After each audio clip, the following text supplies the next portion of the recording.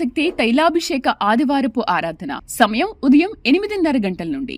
స్థలం viceroy gardens, Jubilee bus stand ఎదురుగా, సికింద్రాబాద్. తాడేపల్లిగూడెం పరిసర ప్రాంత ప్రజలకు శుభవార్త. ప్రార్థనా శక్తి తైలాభిషేక ఆరాధన ప్రతి నెల మొదటి బుధవారం. సమయం ఉదయం 10 గంటల నుండి. NK highway grounds, Autonagar, Gudem highway bypass road, Tadepalligudem. ప్రార్థనా శక్తి తైలాభిషేక ఆరాధన ప్రతి నెల మొదటి గురువారం. సమయం ఉదయం 10 గంటల నుంచి. స్థలం తూర్పుగోదావరి జిల్లా, అమలాపురం దగ్గర, ఉప్పలగుప్తం. విజయవాడ పరిసర ప్రాంత ప్రజలకు శుభవార్త. ప్రార్థనా శక్తి తైలాభిషేక ఆరాధన ప్రతి నెల మొదటి శనివారం. సమయం ఉదయం 8 గంటల నుండి. స్థలం బొబ్బూరి గ్రౌండ్స్, భవానీపురం, పున్నమి ఘాట్, విజయవాడ.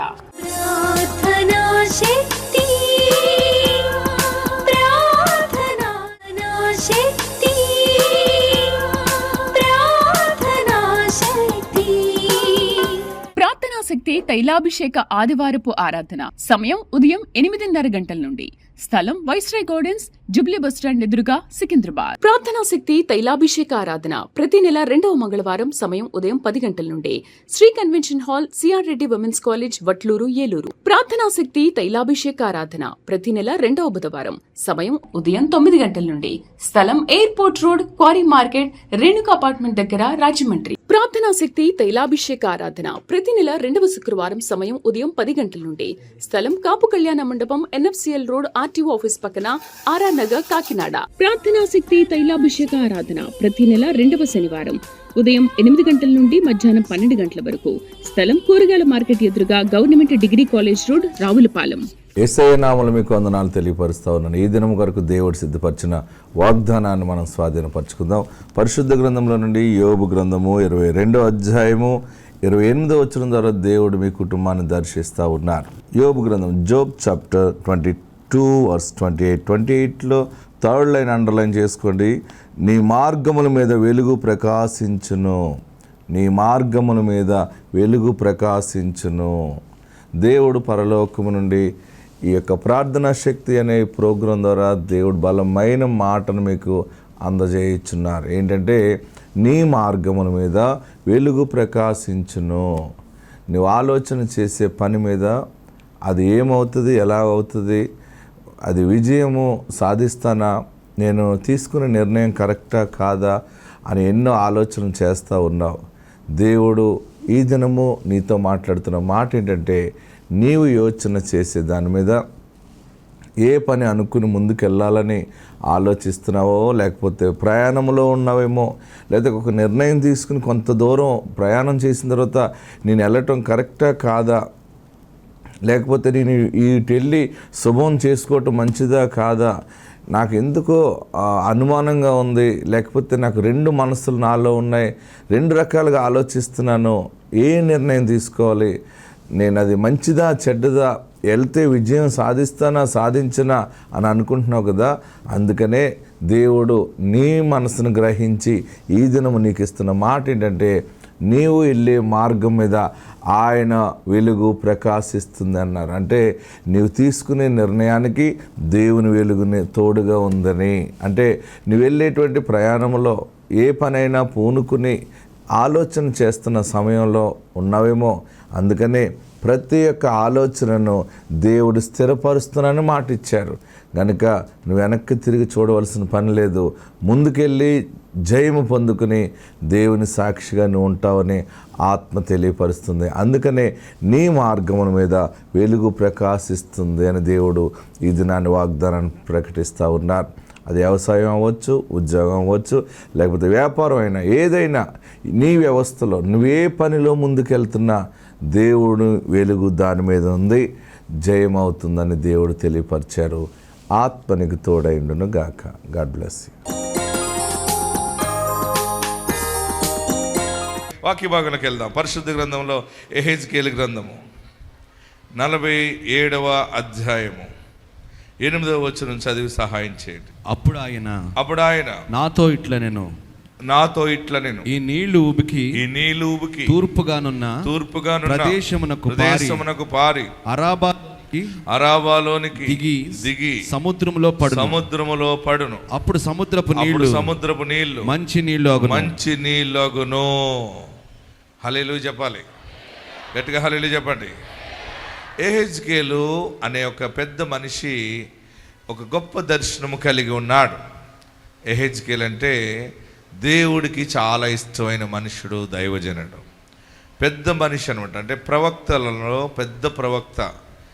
4 పెద్ద ప్రవక్తలు బైబిల్లో బలంగా కనబడతారు మనకి. వారు ఎవరంటే యెషయా, ఇర్మియా, యెహెజ్కేలు, దానియేలు. ఎంతమంది? యెషయా, ఇర్మియా, యెహెజ్కేలు, దానియేలు. ఈ 4 పెద్ద ప్రవక్తలు అంటారు, మేజర్ ప్రాఫిట్స్ అంటారు, రాసుకోండి. మిగిలిన వారు చిన్న ప్రవక్తలు. చిన్న ప్రవక్తలు అంటే పెద్ద ప్రవక్తలు అంటే అర్థం ఏంటంటే ఎక్కువగా దేవుడు బలమైన సందేశాలు ఇచ్చి దర్శనాలు ఇచ్చి ఎక్కువగా వాడుకున్న వారిని పెద్ద ప్రవక్తలుగా గుర్తించారు. కనుక ఈ పెద్ద ప్రవక్తలలో ఈ బలమైన ప్రవక్త యెహెజ్కేలు. యెహెజ్కేలుకి దేవుడు దర్శనమిచ్చాడు. యెరూషలేము పట్టణం పాడైపోయినప్పుడు, ఇజ్రాయేల్ దేశాన్ని శత్రువులు ఆక్రమించుకున్నప్పుడు, దానిని పాడు చేసి పాడు దెబ్బగా మార్చినప్పుడు, ఆ రోజులలో ఇశ్రాయేలీయులందరూ శత్రు దేశం నుండి ఏడుస్తూ ఉన్నప్పుడు దేవుడు యెహెజ్కేలుకి దర్శనమిచ్చాడు. యెహెజ్కేలు, నువ్వు ఈ మాట చెప్పు, నీకు ఒక దర్శనం చూపిస్తున్నాను చూడు అన్నప్పుడు యెహెజ్కేలు పండుకున్నప్పుడు దేవుడు ఒక దర్శనం చూపించాడు. అంటే రాబోయే కాలంలో మరి కాబోయే స్థితి, ఇశ్రాయేలీల స్థితి, ఇజ్రాయేలు దేశం స్థితి ఎలాగుంటుందో యెహెజ్కేలుకి దేవుడు బయలుపరిచి ఒక చక్కని దర్శనాన్ని ఇచ్చాడు. ఏంటి దర్శనం అంటే, యెహెజ్కేలుని పండుకున్నప్పుడు దేవుని దూత దర్శనములో తన చేయి పట్టుకుని ఒక నదిలోనికి తీసుకెళ్ళినప్పుడు ఆ నదిలో నీళ్లు మొట్టమొదటగా పాదాల లోతు వచ్చింది. 1000 మూరలు కొలిచినప్పుడు ఆయనను నిలబెట్టినప్పుడు చీలమండి లోతు వచ్చింది.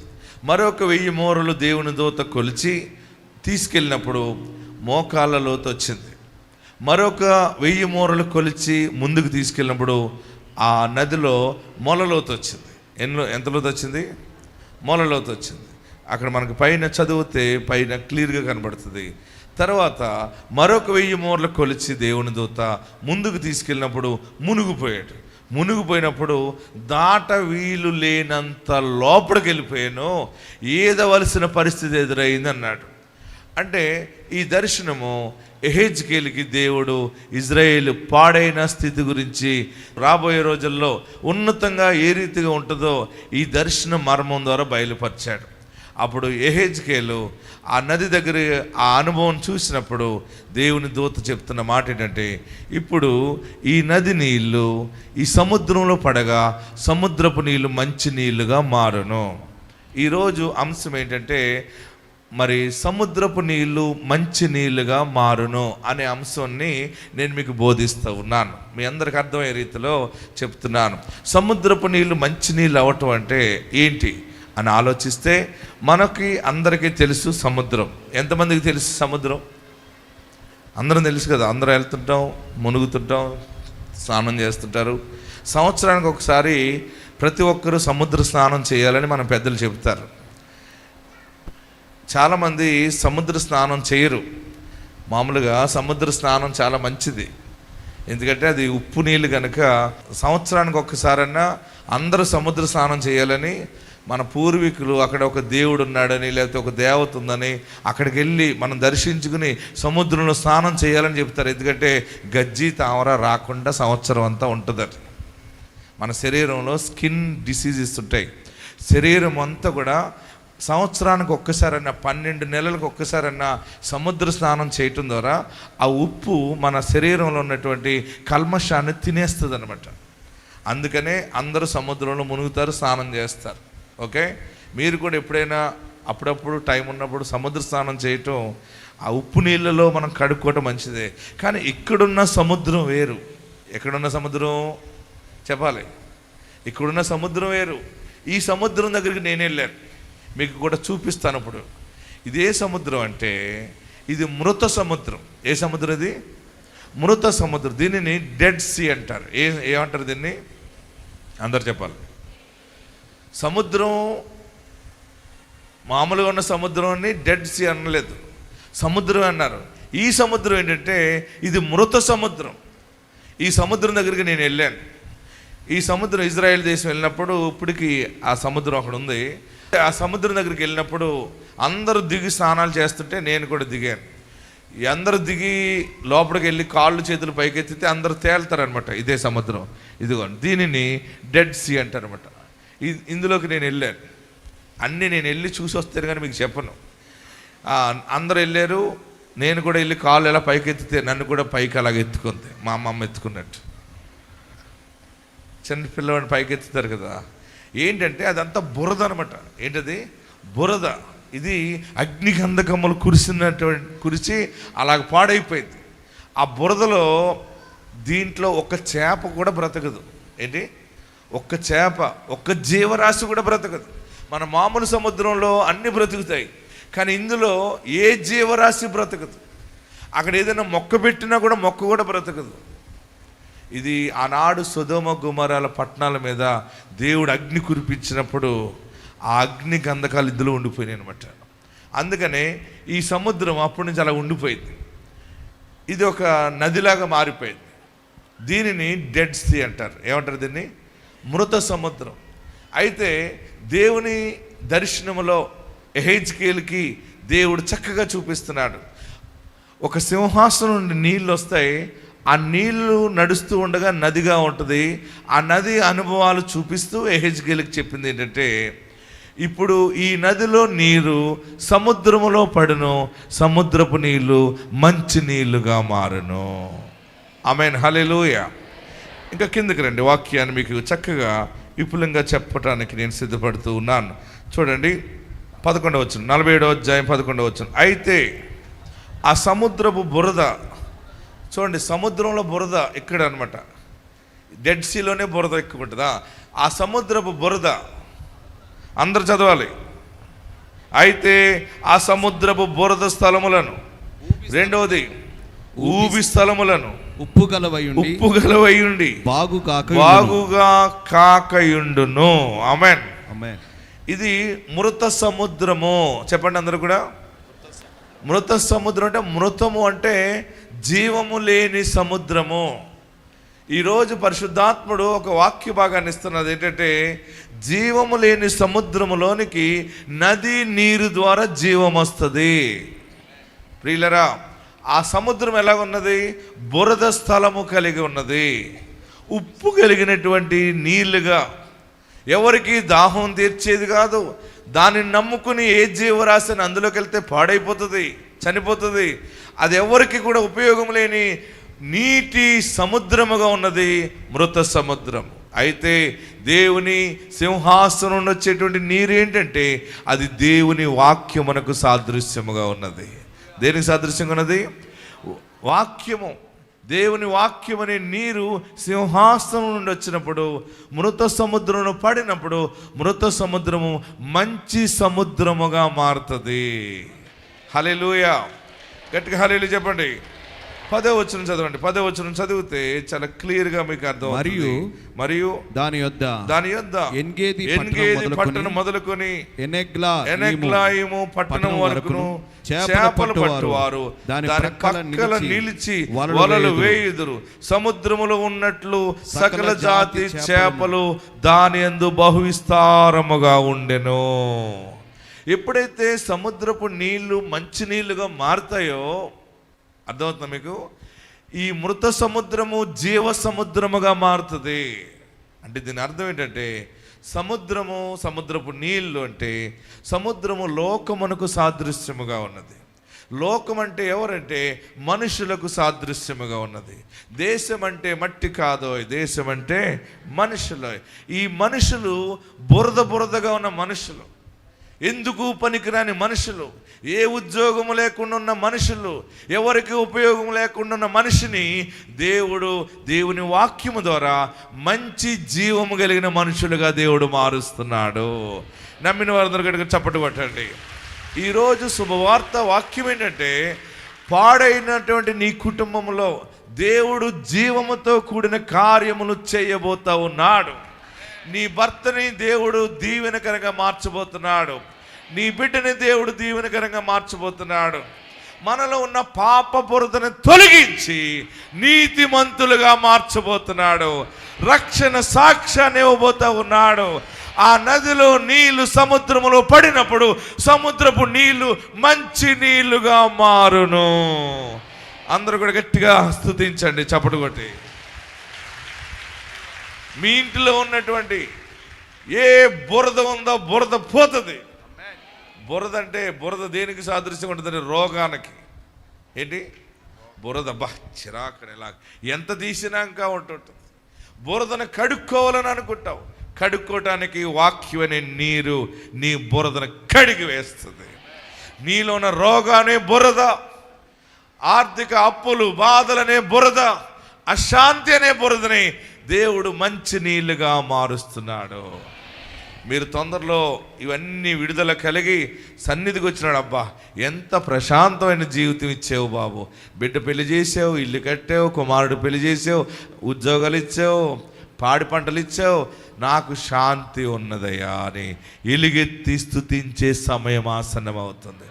దేవుడు నీ చిన్న వ్యాపారాన్ని దీవెనగా మారుస్తున్నాడు.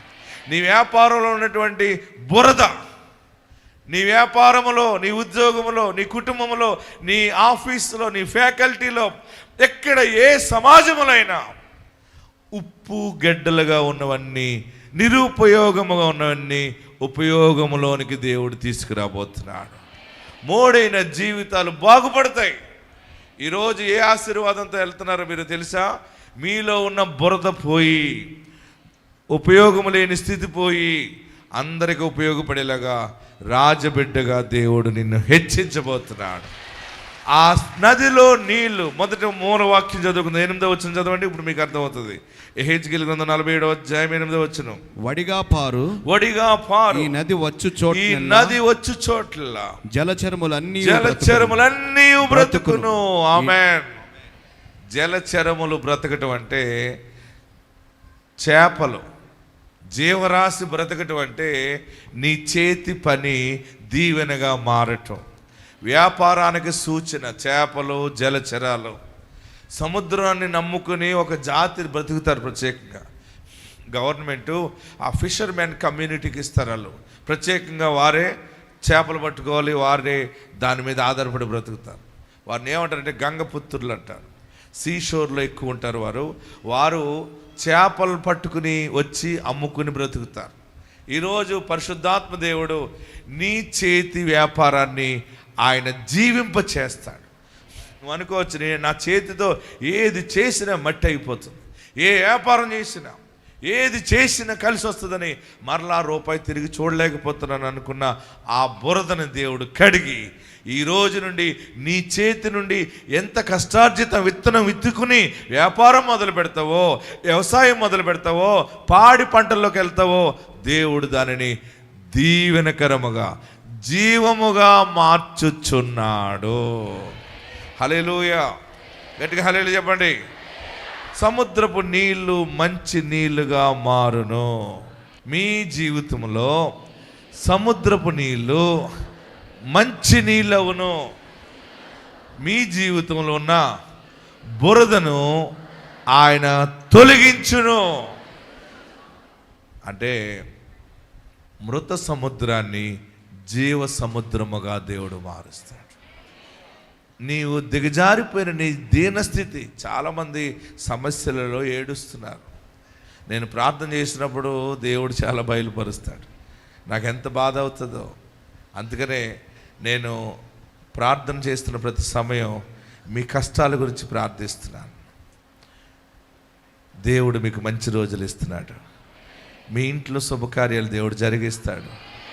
ఇల్లు లేదని ఏడుస్తున్నారు, దేవుడు మంచి ఇల్లులు ఇస్తాడు. మీరు సూసైడ్ చేసుకోకండి, చనిపోవాలని అనుకోకండి, పారిపోవాలని అనుకోకండి, పిల్లలను తిట్టకండి, భర్తను తిట్టకండి. మా ఐదారోడు దొరికాడు బాబోయ్ అని అనకండి. ఆ మాయదారోడు లేక ఎంతమంది ఏడుస్తున్నారో. దేవుడు నీకు ఏదో మాయదారోడో ఆధారోడో ఇచ్చాడు, ఆధార్ కార్డులాగా. మనం ఎవరిని ఏం అనకూడదు. భర్తలను తిడుతున్నారా? తిట్టుతున్నవారు చేయి పైకెత్తండి. భర్తలను తిట్టకండి. పురుషులారా, మీ భార్యలను గౌరవించండి, ప్రేమగా చూడండి. మీరు ఎవరి మీద కోపగించాలంటే దేవుడి మీద కోపగించండి. ఎవరి మీద కోపగించాలి? కోపగించేటప్పుడు కోపగించగలిగినటువంటి అర్హత నీకు ఉందా లేదా అడగాలి. నువ్వు భక్తి చేసినప్పుడు ఆయన ఇవ్వకపోతే ఎందుకు ఇవ్వలేదని అడగాలి. నువ్వు చెడు పనులు చేస్తావు, భక్తిలో నిలబడవు, నాకు ఎందుకు చేయలేదు దేవా అంటానికి నీకు అర్హత లేదు. ఎవరికి ఇంకా ఎక్కడెక్కడో ఉన్న కోపం వచ్చి భర్త భార్యని కొడుతుంటాడు, భార్య ఎక్కడెక్కడున్న బాధలన్నీ భర్త మీద తీర్చుకుంటుంటుంది. ఆడెరుబాగులో నలిగిపోయి వస్తాడు. ఆ మనిషిని పట్టుకుని అర్ధరాత్రి వరకు తిడుతూ ఉంటే ఆడెప్పుడు తెల్లారుతుందో దేవా వెళ్ళిపోతాను బాబు అనుకుంటాడు. ఇంటికి వచ్చిన భర్తల్ని గౌరవంగా చూడండి, భార్యలను నమ్మి గౌరవంగా చూడండి. ఎప్పుడైతే దేవుని వాక్యానికి మీ భార్య భర్తలు మీ పిల్లలు వాక్యానికి ప్రాధాన్యత ఇస్తారో నీ ఇంటిలో దేవుడు నిలిచి ఉంటాడు. హల్లెలూయా చెప్పండి. ఒకవేళ తెలుసో తెలియక పిల్లలు వ్యాపారాలు చేసి పాడు చేసిన, భర్తలు డబ్బులు పాడు చేసిన, భార్య డబ్బులు పాడు చేసిన, మాటిగా గాయాన్ని రేపొద్దు ఇంకా వదిలేసి దేవుడి మీద ఆధారపడి ఒకరినొకరు గౌరవించుకుంటూ దేవుని మీద ఆనుకున్నప్పుడు దేవుడు మీ బురద జీవితాన్ని మంచి నీళ్ళుగా మారుస్తాడు. జలచరములన్నీ బ్రతుకుతాయి. జలచరములంటే చేతి పనులు, వ్యాపారాలు, అందరూ బ్రతుకుతారన్నమాట. ఏది చేసినా అందులో జీవం ఉంటుంది. హల్లెలూయా చెప్పరే. నువ్వు పనికి వెళ్తావు, వ్యాపారం చేస్తావు, కొన్ని డబ్బులు తెచ్చుకుంటావు, ఆ డబ్బులు మళ్ళీ ఎక్కడ దాచుకుంటావు, పిల్లల పేరుని పెట్టుకుంటావు, దినదినము అభివృద్ధి అవుతూ నీ కష్టార్జితము నీ పిల్లలకి ఆస్తిగా ఉంటుంది. తర్వాత ఇంకొక ఆశీర్వాదం ఏంటంటే 12వ వచనంలో నదీ తీరమున ఇరుప్రక్కల ఆహారం ఇచ్చు సకల జాతి వృక్షములు పెరుగును. ఇంతవరకు నీ ఉప్పు నీళ్ళు దగ్గర, నీ పాడు కుటుంబం దగ్గర, నీ బీదరికంలో, నీ పేదరికంలో, నీ పాపమును బట్టి దేనిని బట్టో నీ ఇంటిలో ఒక్క చెట్టు కూడా మొలవలేదు కదా. ఇప్పుడు నీ ఇంటి దగ్గర చెట్లు మొలుస్తాయి. హల్లెలూయా చెప్పండి. ఇరుప్రక్కల నీళ్లను తీసుకుంటుంది అనమాట. ఎందుకంటే నీళ్లు మంచినీళ్ళు అయినప్పుడు చెట్లు పెరుగుతాయి. చెట్లు పిల్లలకి సూచనగా ఉంది. ఆమేన్. నెల కాపు కాస్తుంది. రాయండి, అక్కడ చక్కగా రాశాడు ఆ దర్శనాన్ని, చదవండి అందరూ కూడా. నదీ తీరమున ఇరుప్రక్కల ఆహారం ఇచ్చు సకల జాతి, ఒక్క చెట్టు కాదు, అన్ని రకాల చెట్లు, అన్ని రకాల. అంటే నీ ఇంటిలో దేవుడు చక్కని ఆశీర్వాదాలతో కూడిన బిడ్డలను దేవుడికి ఇస్తాడు. ఇంతవరకు నీ బిడ్డలలో కూడా డెడ్ సీ లాంటి జీవము లేనికుండా ఉన్నారేమో, వారు మరలా చిగురు పడతారు. అక్కడ ఏమన్నాడంటే చదవండి, ఇరుప్రక్కల అంటే ఏంటి? అత్తింటి వైపు, పుట్టింటి వైపు. ఇరుప్రక్కల అమ్మింటి తరపుని అత్తింటి తరపు సకల జాతి వృక్షాలు పెరుగుతాయి. అక్కడ ఏమన్నాడంటే ఇంకా అద్భుతమైన మాట, చదవండి. వాటి ఆకులు వాడిపోవు, వాటి ఆకులు వాడిపోవు, వాటి కాయలు ఎప్పటికీ రాలవు.